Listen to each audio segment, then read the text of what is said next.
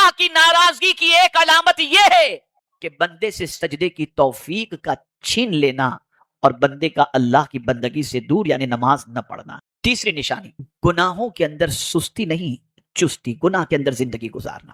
اگر کوئی بندہ اپنی زندگی کو گناہوں میں گزار رہا ہے، اللہ کی نافرمانی میں گزار رہا ہے، اللہ کے ارشاد کے خلاف عمل کرنے میں گزار رہا ہے، ناچ گانے باجے تماشے اور شراب اور جوے اور زنا کے اندر گزار رہا ہے، اور اسی کے ساتھ وہ سوشل میڈیا پر ایسی چیزوں کو دیکھ رہا ہے جس کا دیکھنا حرام ہے، یا ایسے کام کر رہا ہے کہ جو کام اللہ عز و جل اور اس کے رسول صلی اللہ علیہ وسلم نے حرام فرمائے اور اس کا دل اسی میں لگ رہا ہے، تو یہ سمجھ لینا چاہیے کہ یہ بھی اللہ عز و جل کی ناراضگی کی علامت ہے. میرے پیارے آقا صلی اللہ تعالی علیہ وسلم کے پیارے دیوانوں، اس لیے کہ وہ شیطان کی دعوت پر لبیک کہہ رہا ہے. شیطان کی دعوت کیا ہے؟ الشیطان یعدکم الفقر ویأمرکم بالفحشاء. شیطان برائیوں کا حکم دیتا ہے، تو انسان برائی جب کرتا ہے تو یہ اس کا برا کرنا یا برائی کرنا یہ اللہ کی ناراضگی کی نشانی ہے. لیکن اگر اس سے گناہ ہو جائے، اللہ عز و جل کی نافرمانی ہو جائے اور اس کی آنکھوں سے آنسو نکلیں، وہ توبہ کرنے لگ جائے، وہ اللہ سے معافی مانگنے لگ جائے، مغفرت کی بھیک مانگنے لگ جائے، تو یہ اس کا توبہ کرنا اور مغفرت طلب کرنا یہ اللہ عز و جل کی ناراضگی کو دور کرنے کی علامت. اس لیے کہ اللہ عز و جل نے کیا فرمایا؟ وَاللَّهُ يَعِدُكُم مَغْفِرَةً. اللہ تمہیں مغفرت کی دعوت دیتا ہے، مغفرت کا وعدہ فرماتا ہے. آج بہت سارے مسلمان ہیں جن کی زندگی گناہوں میں تو گزرتی ہے لیکن اپنے رب سے معافی مانگنے کے لیے وہ تیار نہیں، توبہ کرنے کے لیے تیار نہیں. میرے پیارے آقا صلی اللہ تعالی علیہ وسلم کے پیارے دیوانوں، یہ جملہ زندگی بھر یاد رکھیے گا. آج اگر کوئی مسلمان بے شمار اچھی چیزوں کو کھانے کے باوجود بھی، طاقت کی چیزوں کے استعمال کے باوجود بھی اگر کمزور نظر آتا ہے تو اس کی کیا وجہ ہے؟ اور وہ لوگ جو فاقہ کرنے کے باوجود بھی طاقتور نظر آتے تھے اس کی کیا وجہ ہے؟ دونوں چیزوں کو سمجھ لیں. ایک چیز تو یہ سمجھ لیں کہ جو بہت طاقتور غذا کھا کر بھی کمزور نظر آتے ہیں، ڈرتے نظر آتے ہیں، اس کی وجہ گناہ ہے.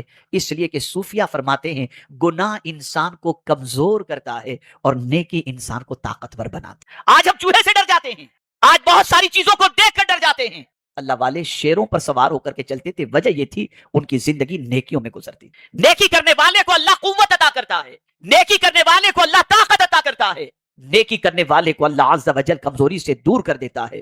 میرے پیارے آقا صلی اللہ تعالی علیہ وسلم کے پیارے دیوانوں، اور یہ بھی جملہ ذہن کے اندر رکھیں، اسٹریس، ڈپریشن، اینزائٹی کا یہ دور چل رہا ہے، اور بہت کچھ ہوتے ہوئے جن کے پاس سرمایہ کی بے پناہ فراوانی ہے، سب کچھ ہوتے ہوئے بھی رات کو نیند کی ٹیبلٹ لیے بغیر نہیں سوتے، ڈپریشن میں. اس کو میں تھوڑا سا دوسرے اینگل سے سمجھاؤں تو بات آپ کی سمجھ میں آ جائے گی. ویسٹرن ورلڈ کے اندر اگر آپ دیکھیں، دنیا کو آپ پڑھیں تو آپ کو پتا چلے گا سب سے زیادہ ڈپریشن کے پیشنٹ، اینزائٹی کے پیشنٹ دنیا میں اگر کہیں آپ کو ملیں گے تو ویسٹرن ورلڈ کے اندر آپ کو ملیں گے. میں حیران ہوں، یا اللہ، ویدر وہاں کا اچھا، پانی وہاں کا اچھا، ایٹماسفیئر اچھا، کھانا اچھا، لیوش لائف، جینے کی سٹائل اچھی، لیونگ سٹینڈرڈ اچھا، اگر آپ نہیں کماتے گورنمنٹ آپ کو دیتی ہے. یہ ساری سہولتوں کے باوجود وہ ڈپریشن میں کیوں ہیں، وہ اسٹریس میں کیوں ہیں؟ اور ہم اگر چلے جائیں بہار کے اندر جن کے پاس لکڑی کا چولہا جلانے کے لیے موجود ہیں، بنگال میں چلے جائیں جو کئی کئی کلومیٹر روز واک کرتے ہیں، نہ ان کو کوئی بیماری نظر آتی ہے، نہ ان کو کوئی ٹینشن نظر آتا ہے، نہ وہ ڈپریشن میں نظر آتے ہیں. یا اللہ، ماجرا کیا ہے؟ یہ چوٹی ہوئی جھوپڑی میں رہنے والے کو کوئی ڈپریشن نہیں، محل میں رہنے والا اتنا ڈپریشن میں کیوں ہے؟ تو آپ اس جملے کو ذہن میں محفوظ کر لو.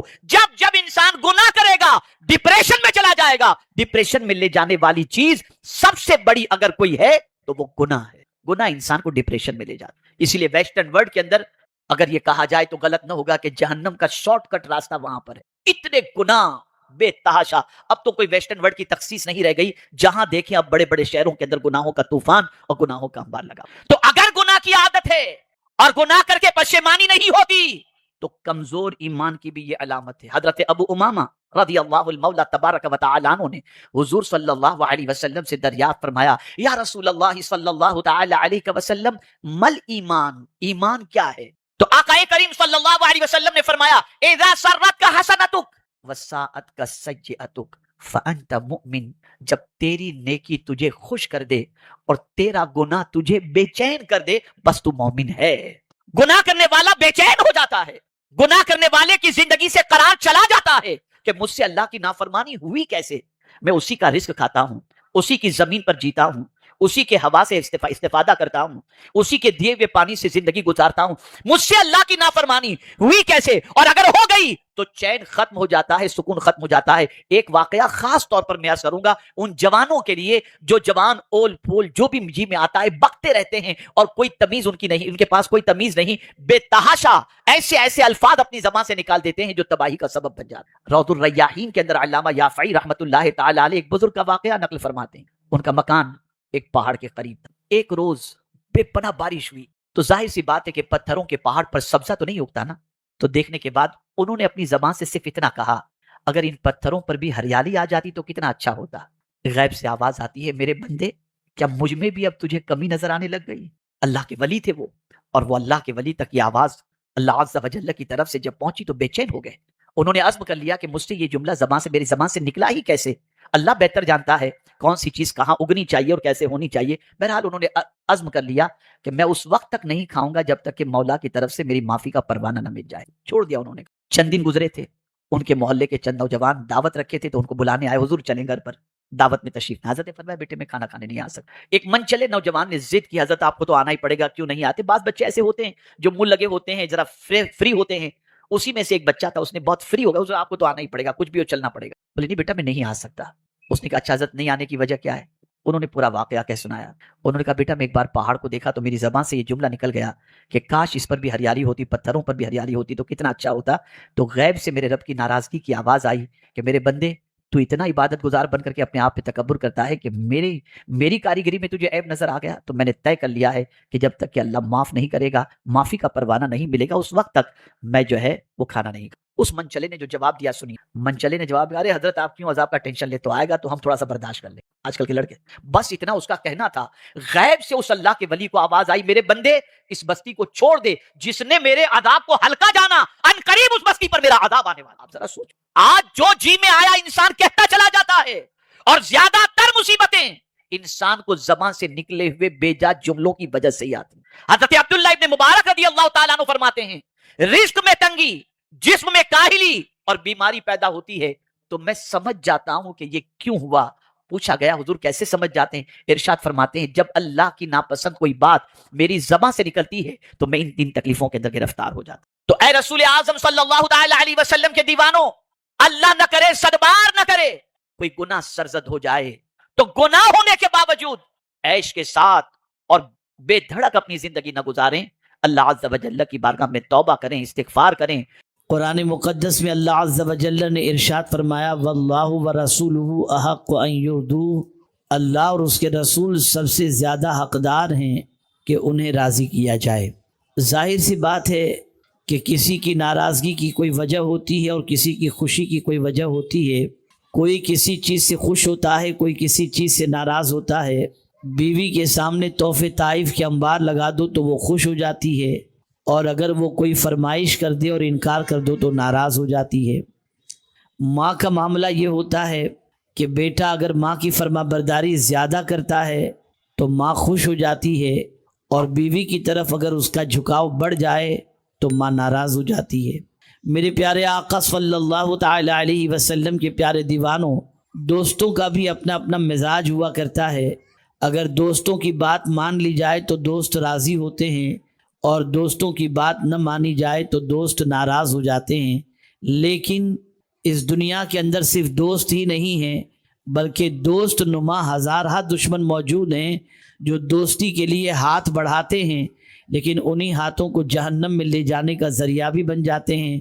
कि दोस्ती की बुनियाद पर कभी इंसान इन हाथों से शराब भी पकड़ लेता है, दोस्ती की बुनियाद पर कभी इन हाथों से इंसान बुराइयां भी कर लेता है, और ये तसव्वुर करता है कि मेरे दोस्त की बुनियाद पर मैं ये कर रहा हूँ, उसको खुश करने के लिए कर रहा हूँ, उसको राज़ी करने के लिए कर रहा हूँ।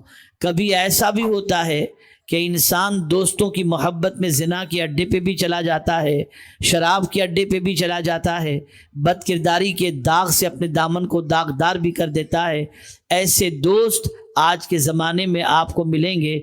अगर वो नाराज़ होते हों तो ऐसे दोस्तों की नाराज़गी को तो मोल लेना, लेकिन कभी खुदा को नाराज़ मत करना, कभी उसके रसूल सल्लल्लाहु अलैहि वसल्लम को नाराज़ मत करना। याद रखें, अल्लाह ने हमें ज़िंदगी अता फरमाई, اللہ نے ہمیں رزق عطا فرمایا، اللہ نے ہمیں اولاد عطا فرمائی، اللہ نے ہمیں زمین عطا فرمائی، اللہ نے ہمیں آسمان عطا فرمایا، اللہ نے ہمیں ایمان کی دولت عطا فرمائی، سب کچھ جو بھی ہمارے پاس ہے یہ سب کچھ اللہ عز و جل نے عطا فرمایا، تو ہماری ذمہ داری بن جاتی ہے کہ جس نے یہ سب کچھ عطا کیا اس کو ہم راضی کریں۔ ایک ماں اپنے بچے کی پرورش کرتی ہے، ایک ماں اپنے بچے کو سینے سے دودھ پلاتی ہے، ایک ماں اپنے بچے کی گندگی کو صاف کرتی ہے، ایک ماں اپنے بچے کے خورد و نوش کا اہتمام کرتی ہے، ایک باپ اپنے بچے کی پڑھائی کے لیے صبح سے لے کے رات تک محنت کر کے پیسے جمع کرتا ہے تاکہ میرا بچہ اچھی تعلیم حاصل کر لے، میرا بچہ اچھا انسان بن جائے، میرا بچہ معاشرے میں منہ دکھانے کے لائق بن جائے، میرے بچے کا فیوچر بہتر ہو جائے۔ تو آپ ذرا سوچو، ماں کو راضی کرنے کا اتنا بڑا حکم ہے کہ اللہ کے رسول صلی اللہ علیہ وسلم فرماتے ہیں کہ ماں کے قدموں کے نیچے جنت ہے، اور باپ کے حوالے سے حضور فرماتے ہیں رضاء الرب فی رضاء الوالد، سخط الرب فی سخط الوالد، باپ کی خوشی کے اندر اللہ کی خوشی ہے اور باپ کی ناراضگی میں اللہ کی ناراضگی ہے۔ ایک باپ زمین کے اوپر تو ہمیں کام آتا ہے، ایک ماں زمین کے اوپر تو ہمیں کام آتی ہے، لیکن یہی ماں باپ جب جسم سے روح کا رشتہ ٹوٹ جاتا ہے اور ہم اس دنیا سے کچھ کر جاتے ہیں تو ماں نہ قبر کے اندر ہمارے ساتھ آتی ہے اور نہ باپ قبر کے اندر ہمارے ساتھ آتا ہے، بلکہ وہی باپ جو بیٹے کے سر میں درد نہیں دیکھ سکتا تھا، بیٹے کے کاندھے پر بوجھ نہیں دیکھ سکتا تھا، وہی اپنے کاندھے پر بچے کو اٹھا کر قبرستان لے جا کر قبر کے سپرد کر کے آ جاتا ہے، لیکن قبر میں ماں نہیں آتی، نہ قبر کے اندر باپ آتا ہے۔ کیا کبھی آپ نے سنا کہ کوئی باپ اپنے بیٹے کے جنازے کے ساتھ جاتے ہوئے یہ کہے کہ میں تنہا میرے بچے کو قبر کے سپرد نہیں کروں گا، میرے بچے کو قبر میں اتاروں گا تو میں بھی کچھ دنوں تک میرے بیٹے کے ساتھ قبر میں رہوں گا تاکہ میرے بچے کو راحت پہنچ جائے؟ زمانے کے اندر، دور کے اندر آج تک کوئی ایسا باپ دکھائی نہیں دیتا جو قبر کی تاریک وادی کے اندر اپنے بچے کے کام آئے۔ یہی وجہ ہے کہ آپ اگر دیکھیں تو باپ کاندھے پر اٹھا کر قبر کی دہلیز تک پہنچا دیتا ہے۔ ماں کا معاملہ جو اپنے بیٹے کے سر کے درد کی بنیاد پر پوری رات اپنے بیٹے کے سر کو دبانے میں گزار دیتی ہے، لیکن جسم سے روح کا رشتہ ٹوٹ جاتا ہے تو ماں بھی اپنے بچے کو لے جانے دیتی ہے، لے جاؤ اسے قبر کے سپرد کر دو۔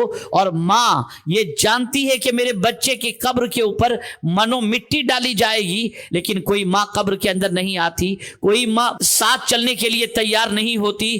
پتہ چلا ماں کی خوشی اور ماں کی محبت کی بھی ایک لمٹ ہے، باپ کی محبت کی بھی ایک لمٹ ہے، لیکن اللہ اکبر، قرآن تو یہ کہہ رہا ہے کہ باپ کو بھی راضی کرو، ماں کو بھی راضی کرو۔ قرآن تو یہ کہتا ہے کہ ماں باپ کی خوشی کے اندر اللہ کی خوشی ہے۔ رسول اعظم صلی اللہ علیہ وسلم تو یہ ارشاد فرماتے ہیں، لیکن اگر ہم دیکھیں کہ سب سے زیادہ کون حقدار ہے کہ ان کو راضی کیا جائے تو قرآن کہتا ہے واللہ ورسولہ احق ان یرضوا، اللہ اور اس کے رسول سب سے زیادہ حقدار ہیں کہ ان کو راضی کیا جائے۔ اللہ اکبر، اللہ کو راضی کیسے کیا جائے، اللہ کے رسول کو کیسے راضی کیا جائے اور کیوں کر کے راضی کیا جائے؟ تو جواب ملے گا، قبر کی تاریک وادی میں ماں تو نہیں آتی، لیکن اس مصیبت کی گھڑی کے اندر اگر کوئی تمہیں قبر میں کام آتا ہے تو آمنہ کا لال کام آتا ہے، رسول رحمت کام آتے ہیں۔ اس لیے سن لو، ان کی خوشی کا خیال رکھو۔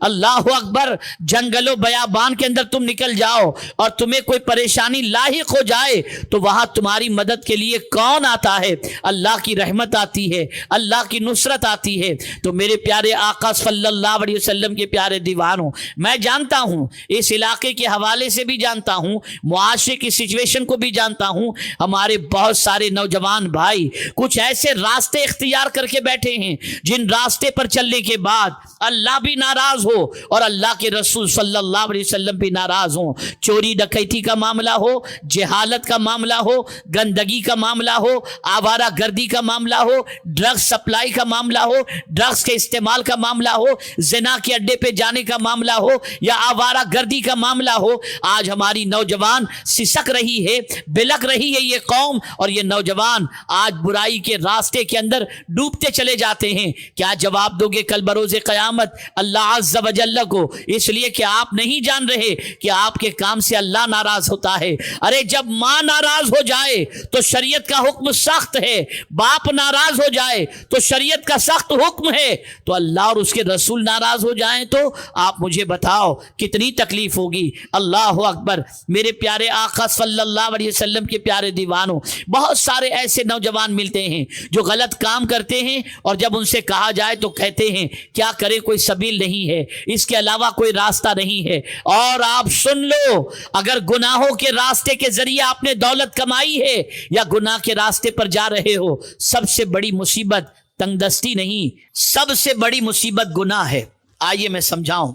एक जलील कद्र पैगंबर एक ऐसे शख्स के पास जाने का इत्तेफाक हुआ जिसके हाथ भी नहीं थे, जिसके पैर भी नहीं थे, जिसकी आंखें भी नहीं थी, लेकिन वो बंदा अपनी ज़बान से कह रहा था अल्हम्दुलिल्लाह अल्हम्दुलिल्लाह अल्हम्दुलिल्लाह।